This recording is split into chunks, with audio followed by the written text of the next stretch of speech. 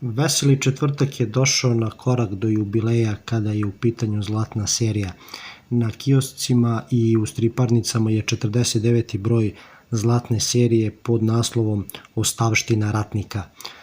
Pored originalne italijanske naslovnice koju je crtao Carlo Ambrosini, ova sveska dostupna je sa još dve alternativne naslovnice koje su radili Paolo Baciglieri specijalno za Veseli četvrtak i hrvatski crtač Bob Solanović, naravno takođe specijalno za ovaj broj.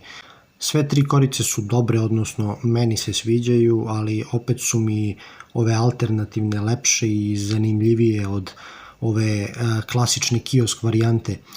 Inicijalno sam hteo da uzmem koricu sa Bobovom ilustracijom koja i najbolje oslikava sadržaj ove sveske, ali kada sam video uživo ovu Baciglierijevu ilustraciju morao sam da se predomislim. Ali Bobova ilustracija je svakako unutar ove sveske, doduše crno-bela, ali je tu.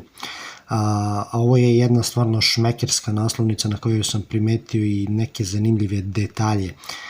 Baciglieri je nacrtao grob, odnosno nadgrobni spomenik Jorgea Luisa Borgesa, slavnog argentinskog pisca sahranjenog u Ženevi. I onda je napisao još nešto u uglu spomenika što ne mogu da pročitam i dodati su brojevi koji bi na grobu obično trebali da znače godine rođenja i smrti.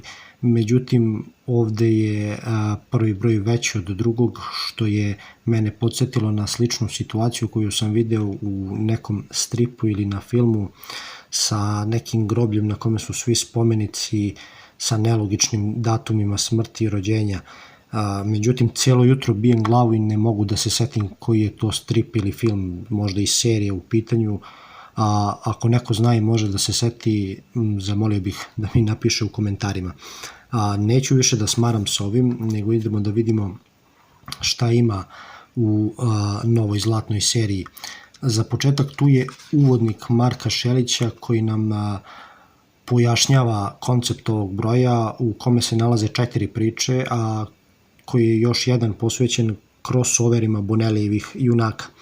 Ovaj put su u centru pažnje Dylan i Napoleon, ali dobio je svoju ulogu i Nathan Never u poslednjoj priči. Prva priča Ostavština ratnika je zapravo 42. epizoda Napoleonovog redovnog serijala. Najduža je od ove 4 i možemo reći noseća priča ovog broja. Napisao ju je Ambrosini i nacrtao Ornigoti, a počinje prologom u kome vidimo Dylana, Napoleona i još nekolicinu likova kako pokušavaju da se u jednoj seoskoj kući odbrane od najezde zombija. Onda se vraćamo unazad da bismo zapravo videli kako je došlo do cijele te situacije. Napoleon i njegovi prijatelji, policajac Bule i prijateljica Erika su u Engleskoj i posećuju svoju poznanicu Vanesu koja zajedno sa svojim mužem radi na arheološkim iskopavanjima vezanim za jednu srednjevekovnu bitku u Ratu ruža. Tu su i njihovo dvoje dece kao i posluga koja održava seosku kuću u kojoj stanuju dok su arheološka istraživanja u toku. Situacija u kući je sama po sebi malo čudna, odnosno međuljudski odnosi su napeti, a kada padne noć počeće niz jako čudnih dešavanja, a broj gostiju će se znatno uvećati. Iako ne bi bio preveliki spoiler jer jako brzo postane očigledno, ja vam neću otkrivati kako se u celoj toj priči našao Dylan Dog. Samo ću reći da on i Napoleon ipak ne dele isti univerzum, a da je njihovo spajanje odrađeno na jako zanimljiv način. Kompletna priča je zapravo jako zanimljiva i zabavna.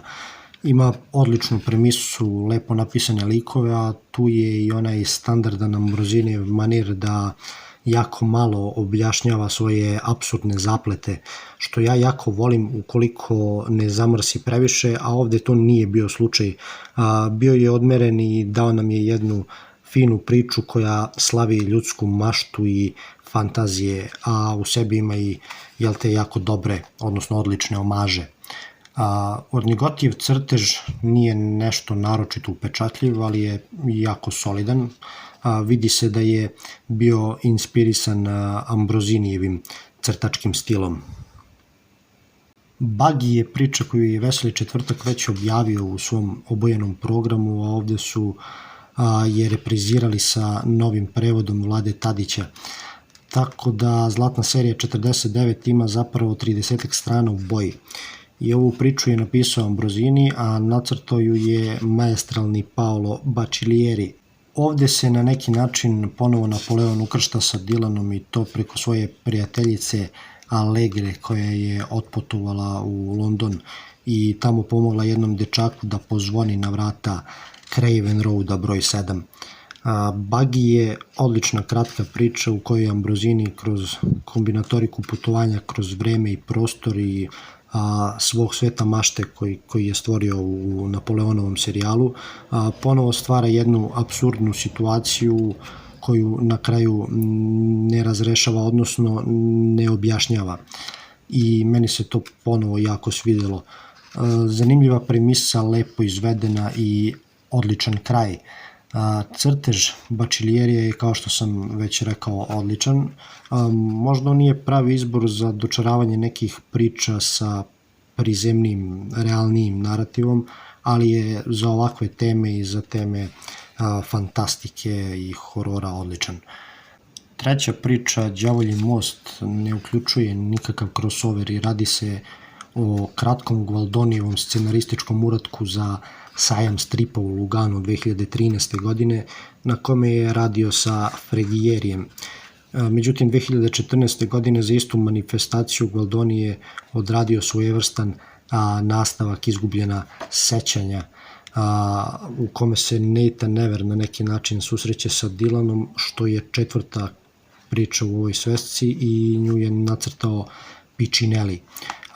Što se ove dve priče tiče, velika je razlika u kvalitetu među njima. Đavolji most je dosta bolja, ili se bar meni više svidela, jer ima snovitu atmosferu, a uz to je lepo ispričana i zaokružena. Izgubljena sećanja sa druge strane deluju pomalo nedorečeno sa ne baš kvalitetnim krajem. Sa crtežom je situacija obrnuta, ali razlika nije tolika. Fregieri nije bio naročito inspirisan da radi Đavolji most, iako je to ispalo krajnje korektno, ali je zato Piccinelli bio odličan u Izgubljenim sećanjima. Ja sam jako zadovoljan ovim brojem Zlatne serije, naročito jer jako volim Napoleona i mislim da bi sasvim lepo mogao da se uklopi u ovoj ediciji, pošto već samostalno nije prošao na kioscima. Isto mislim i za neke druge junake od kojih je Veseli Četvrtak odustao, odnosno odustao od tih nekih kiosk izdanja redovne serije zbog slabije prodaje, ali čisto sumnjam da će se to stvarno desiti mimo ovakvih nekih specijalnih epizoda. Sledeći jubilarni 50. broj će biti Zagor priča, čuvena epizoda za koju će verovatno biti dosta komentara na društvenim mrežama, a B naslovnicu je uradio sjajni Rajko Milošević Gera, a verujem da će i o njoj biti dosta priče. To bi bilo to od mene za danas. Vaše utiske o ovom broju očekujem u komentarima, a mi se vidimo nekom narednom prilikom. Ćao!